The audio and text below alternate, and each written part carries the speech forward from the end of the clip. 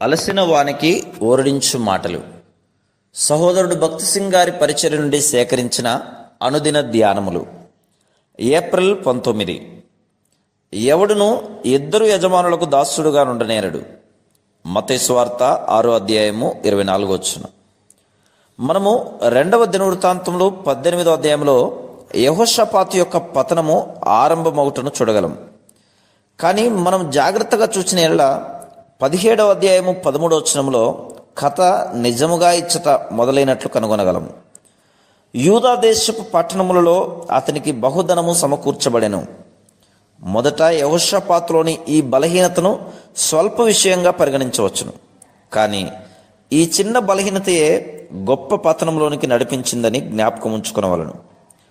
యెహోషాపాతు అంతకంతకు గొప్పవాడై ఐశ్వర్యమును ఘనతయు కలిగిన వాడాయను. కానీ సాతాను అతనిని బలహీనపరచుటకు అతని ధనాశను ఆధారంగా చేసుకున్నాను. అదేవిధంగా సాతాను నీ జీవితంలో నెమ్మదిగా చిన్న చోటు చేసుకుని ఆ తర్వాత నిన్ను సంపూర్ణముగా క్రిందికి పడద్రోయును. 2వ దినవృత్తాంతంలో 18వ అధ్యాయం 1వ వచనంలో యెహోషాపాతు ఆహాబుతో సన్నిహిత సంబంధమును ఏర్పరచుకున్నట్లు చదువుచున్నాం. ఇశ్రాయేలీయులను పరిపాలించిన మిక్కిలి చెడ్డ రాజులలో అహాబు ఒకడు.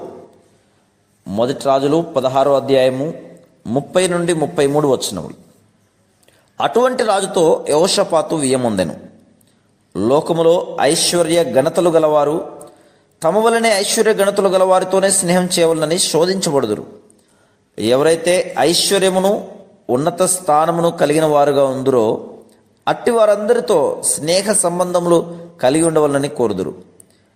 అనేకులు టీ పార్టీలకు విందులకు వెళ్ళ నిష్టపడటం గల కారణం మంచి ఆహారం కొరకు మాత్రమే కాక ప్రముఖులైన వ్యక్తులను అచ్చట కలుసుకున్నటకు వీలగునని కూడా వెలెదరు.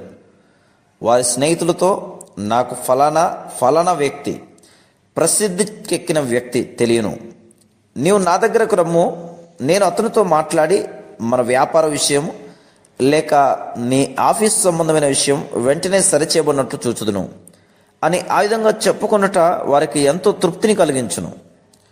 ప్రపంచంలోని గొప్ప వ్యక్తుల వెంట పరుగెత్తవలనని కోరిక కొన్నిసార్లు విశ్వాసులలో, దేవుని సేవకులలో కూడా కనిపించును.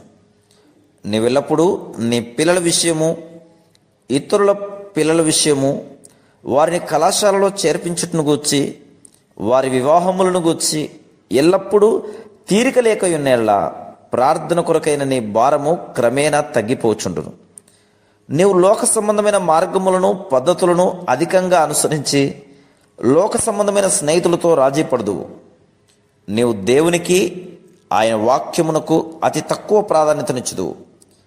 అనేక మంది దేవుని సేవకులు దేవుని సేవలో కూడా లోక సంబంధమైన పద్ధతులు ప్రవేశపెట్టిరి.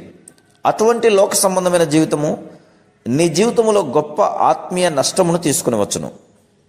Praise the lord.